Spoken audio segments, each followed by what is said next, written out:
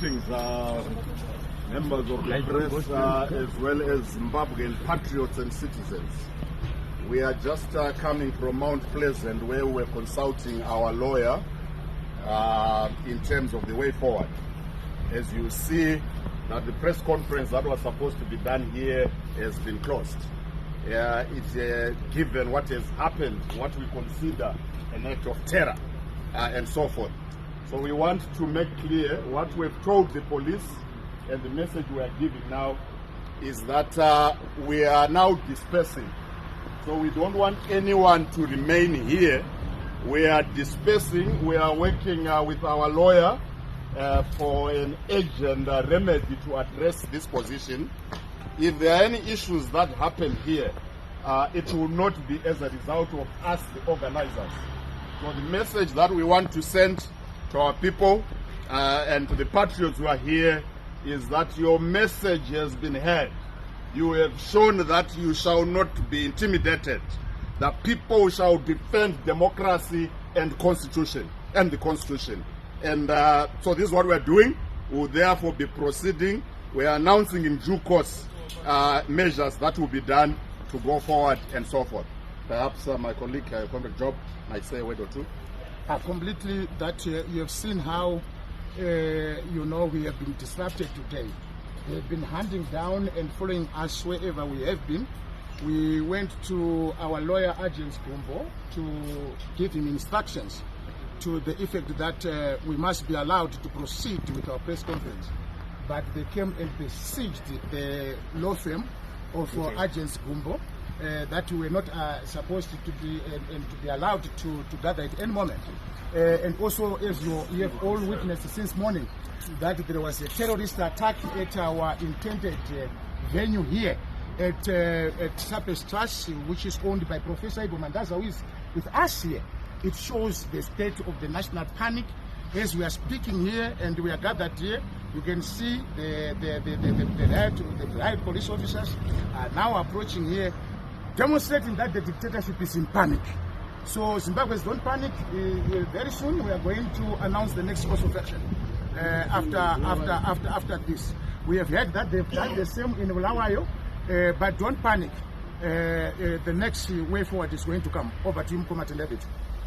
Yeah, just to say that thank you for everyone who came. Very sorry to Dr. Mandaza in the arson. Very sorry to Gilbert in the arson that took place at his house. This is a new process, a united process of concerned citizens against the mutilation of our constitution, against the vandalization of our constitution. It's a non-partisan, non-political effort to defend the constitution. So we are uniting everyone to move forward to defend the constitution, the constitutionalism, the values of the liberation struggle, and the values of our own democratic struggle with people like the great Morgan Tsvangirai and the great Gibson Sibanda. So we will tell you in due course our next course of action, but we want to thank you for your patience. I will say to you today that any president of any country who wants to be president for more than 10 years, anybody who has that ambition is instantly a failure. You can't want to do this job for more than 10 years. You can't. If you are serious about it. If you take the job seriously, you can't do it for more than 10 years. You can't. And anybody who sticks with presidency for more than 10 years, that's a surefire indication that he has failed and he has no intention. He doesn't understand the job. But at any rate, we also have a forensic audit that is going on, whose outcomes will be brutal and devastating, I can tell you. Anybody who has stolen anything from the government must start running now. It is vicious, it is serious. It is a process that is not controlled by me. Experts, crack experts who have the skills and the expertise to identify the problems and to trace where the assets have gone. Anybody who has had anything untoward to do with government resources must know that the most stunning moment of comeuppance is around the corner. And we took this approach so that it doesn't become a political witch hunt. Nobody says, well, they persecuted him when he was in the opposition, now it's payback time. There's no payback. An objective, scientific, proper, professional process that determines what happened. And we're not doing it to punish anybody, we're doing it in order to correct and to lay down some bright lines about not only those who were there before, but those who are there now and those who will come in the future. Now they know there will be a forensic audit. If you steal, you embezzle, you will go to jail. It's as easy as that. Doesn't matter who you are. We didn't bring it for anybody, we brought it for the government so that we can account fully. And this is what the country is going through. So towards the end of this year, I think the report will come. And we will begin the whole process of seeking to recover these assets. These guys were saying, look, the country may actually be assisted immensely once it recovers and claws back all these resources. And they were saying, you know, as we are digging, it's so scary. We get scared ourselves. We want to stop. We freak out. We pull this string and there's a hole. But it's not for anybody. It's not a witch hunt. It's so that there is full accountability. And this is what the country has to do, so that for generations that are yet to come, it is known that there will be no leader who will come and turn public resources into his private chest. No. It can work like that. Thank you very much, Progressive Revolutionaries, who have joined this call to oppose the ED 2030 agenda. Fellow Zimbabweans, it is the youth of today.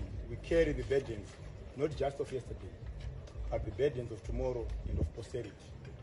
ZANU-PF, for all its lack of direction and purpose, when it concerns the very same people it claims to represent, there has not just been an era of errors, but it has become a symbol of tired narratives, excuses, and punitive accumulation of wealth and power that has become so brazen. It is now serious insult, comrades, on the intelligence and integrity of the young people of this country. Of this country. It's not just the intelligence of this country, but also as the youth of this nation, we are deeply disturbed by these unconstitutional mechanisms and the brave disregard for the law and spirit of democracy in this nation. They have seen it fit to extend the term of one so corrupt and disengaged from the everyday lived realities of the people of this country.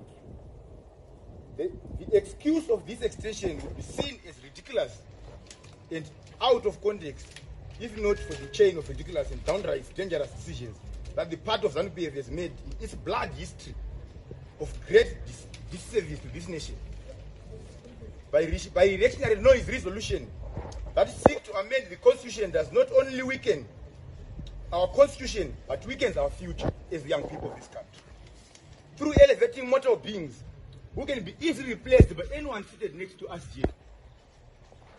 They have sought to create an illusion that President Mnangagwa is some superhuman, some superman of a leader, when it is very obvious that this decision has less to do with the people of this country, but more to accumulate wealth and to promote the agenda of the Ghana and this nation. Comrades and friends, the reality is that as young people, we will not continue and sit idly and go down in history as the most enlightened generation, but docile in our lifetime. Comrades and friends, We are already aware of the issues that are affecting not just the few millions of youth who are, not just few millions of youth, but the generality of Zimbabweans. The young people are unemployed. They are sinking in depression. They are in financial difficulties and very few opportunities. We have a shrinking civic space and disorganized tertiary education system that the system has created. A mess must be cleaned, not beyond 2028. We are of the view that a student in this country, Emerson Dambuzo Mnangagwa, has kept enough unemployed graduates. You cannot continue beyond 2028 to keep degree vendors. They have reduced our degrees into a vending certificate, and we will not allow that to happen as young people in this country. A constitution must outlive leaders and not suffer the fate of being amended to soothe the egos and comfort of power-hungry dictators. We stand ready to defend the constitution.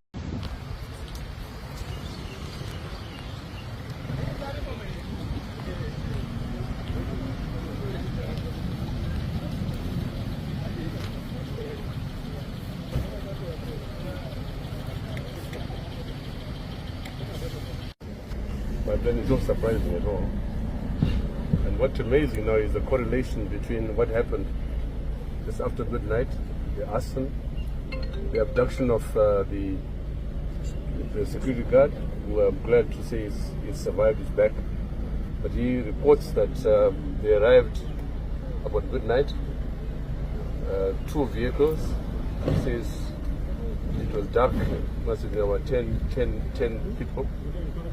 They had bundled him into a vehicle, gagged his mouth, and he didn't see the rest, just heard the explosions. Really, a petrol bomb was thrown into the center. That was the main target. It was done by people who know the geography.